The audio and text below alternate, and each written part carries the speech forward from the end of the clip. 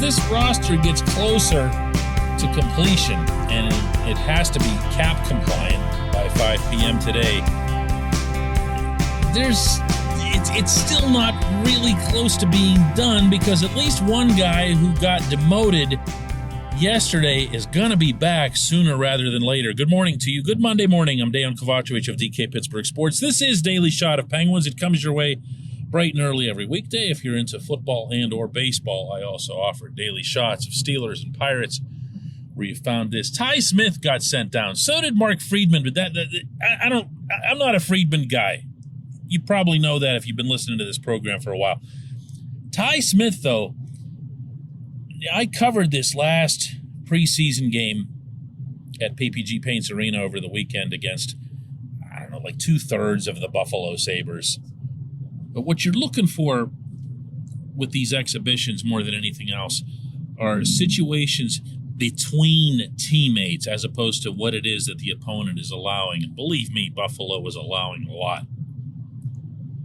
And Smith and Jan Rutta really had something going. Rutta seemed to really enjoy working with Smith because of his mobility, because of his ability to dance at the blue line. And that's probably the best word I can use for what it is that he does. He's a violent stick handler. In other words, he goes really left and really right with his stick handling, which is something you don't see a lot of in hockey, and you very rarely see it from a defenseman, but he's good at it. And because of his skating, he's doubly shifty. And Rutta knew, you could tell, that as soon as he'd whip it across to the left point, meaning just a point-to-point pass, that Smith was going to find a way not only to keep the puck in the zone, but to make something happen. And he would go, dipsy doodling around one of the Sabres, did a give and go with Gino back and forth and back and forth. This is a really gifted offensive guy. This is also a guy who was, waiver exempt. And the Penguins, needing to get cap compliant, managed to get themselves $83,000 in change under the cap by making both of these moves. I'm going to repeat this. Smith is here to stay. He's 22 years old. He can really move. I wouldn't put his skating at some elite level, but I would say that he's shifty enough that you would think he's at an elite level, if that makes any sense. He's going to get a lot of points in the National Hockey League from back there. The Penguins need what it is that he brings, and I'll explain that in a minute. This portion of Daily Shot of Penguins is brought to you by the good people at the Greater Pittsburgh Community Food Bank, where they're committed to providing food for all of our neighbors in need across Western Pennsylvania. They, in turn, need your help. Find out how $1 can be turned into 5 full meals for those in need. Visit pittsburghfoodbank.org. Remember all that talk around the NHL draft up in Montreal? I was hearing a lot of it up there myself about how the main emphasis of management in the offseason was going to be to find more defensemen who were going to be better at clearing the front of the net. It drove them nuts, what the Rangers were able to do to them, what Chris Kreider was able to do to them, all of the pucks that went in off of Mike Matheson's various body parts, endlessly, it seemed, in that series. And they felt it was important to address that, and they even addressed it in a way, although it's not going to be shown for years to come, through the draft, with both their first-round pick, Owen Pickering, as well as some in the later rounds. But the other thing that they never talked about was the emphasis that they wanted to put on improving their breakout rate. Now, there's a reason teams don't like to talk about this. In hockey, analytics are still so team by team, meaning there are currently 32 completely separate statistical models from here to Seattle and back, because every team tracks its own information and there's very little of it that's available in public. I'd gotten the sense with some of these moves and some of the acknowledgments that had been made throughout training camp that the team really wanted to improve its breakout rate. And what that means, plain and simple, is how successful are your defensemen at making the first pass, which is a very old school term, the critical first pass out of the zone. I brought this up with Sullivan over the weekend. This was his response. Well, it's always been a big part of our team game, and just our ability to advance the puck, to change the point of attack, to create a quick strike offense. And with some of the forwards that we have, it can be very dangerous. But a lot of it starts from our blue line when we're going back to pucks or when we're coming out of our end zone. And so the role that our defensemen play in our transition game is vitally important. So our ability to see the ice, to be able to make tape-to-tape plays when they're there makes us that much more dangerous within the transition game. So I think, some of the players that we've acquired, I think has changed the look of our defense core a little bit and has helped us improve in some of those areas. It's funny. Could you tell he didn't really want to answer the question, but then by the end of his answer, he did? Good for him. That's who he is. This is something the team definitely needed to work on, and it probably wasn't going to happen with the existing cast. So if you think back to it, who were the two guys that got moved out? One was Matheson, the other John Marino.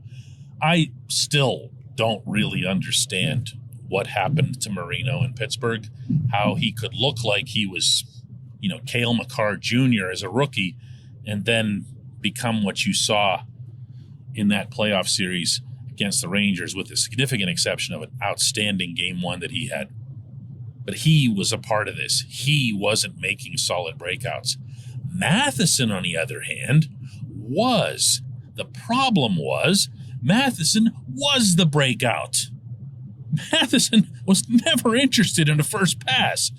Matheson thought he should be at the receiving end of his first pass. So he would just take the puck and just explode out of the defensive zone. Now, while that was entertaining and really, really something to witness whenever he'd pull it off, it wasn't something that was going to work well with this particular group of forwards, and one of them specifically. Sidney Crosby is not one to complain about like anything in public, but Sid wants the puck. Sid wants the puck, meaning not for himself. He wants the puck up and out of the zone to any of his line mates as quickly as possible. Why? Duh. Think about it. If those guys get it sooner, faster, as you just heard Sullivan kind of begin to lay out in his answer there, the entire team becomes more dangerous. There are more chances for odd man breaks. There are more chances for the other team to feel compelled to take a penalty. When you're not getting that pass, when you're either standing there watching a turnover or standing there waiting for Matheson to fire up his rocket boosters, it's not going to have the same effect.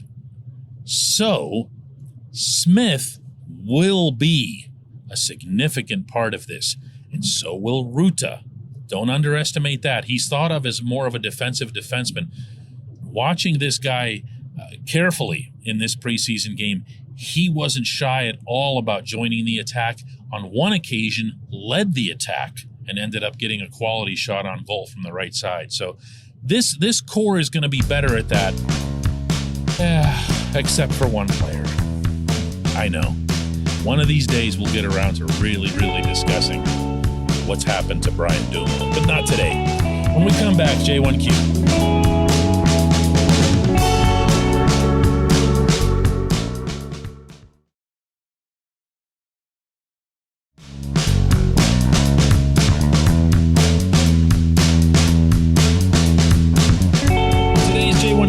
From JW, who asks, how is a system with virtually no first-round prospects trying to lose one of them, meaning POJ, on waivers? That either seems criminal or it makes Ray Shero look like a genius.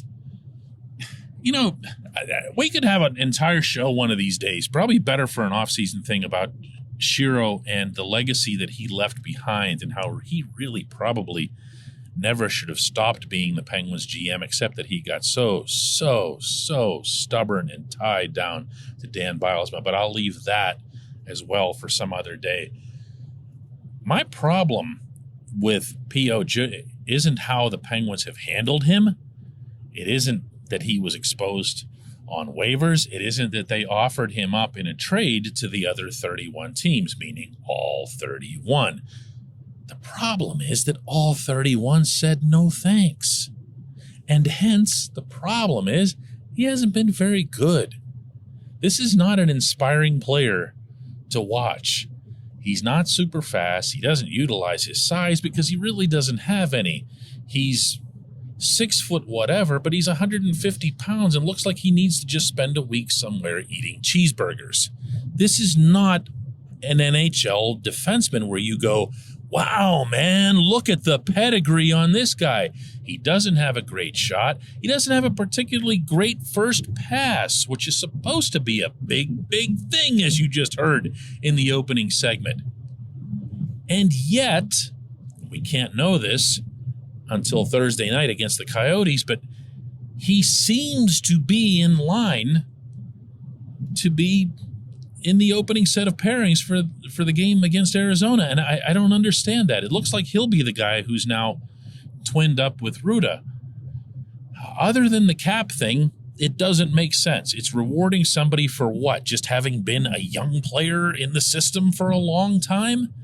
Or that one really neat stretch that he had when he first came up a couple of years ago? Remember that? He hasn't floored anybody in Wilkes-Barre. He hasn't fought his way up to the NHL. He's just kind of that guy that, well, hang on a second, because you said this yourself. You said, how can this organization that has no prospects, go about losing one on waivers? That's not a reason to keep someone. It's not. Got to be able to play. I heard a lot of this stuff last week, too, about Radim Zohorna. Oh, my God, how can they let Zohorna go when they have no young guys? Okay, first off, Zohorna's 26 years old. He's not young. POJ really isn't all that young either. And neither of them are doing anything. So Zohorna goes to Calgary. He has a nice assist in one of the Flames preseason games. And he was talking about how it's great that he's in the NHL to reporters up in Alberta and saying that this was something that he really feels like he belongs at that level. Guess what happened? Yeah, the Flames didn't want him either.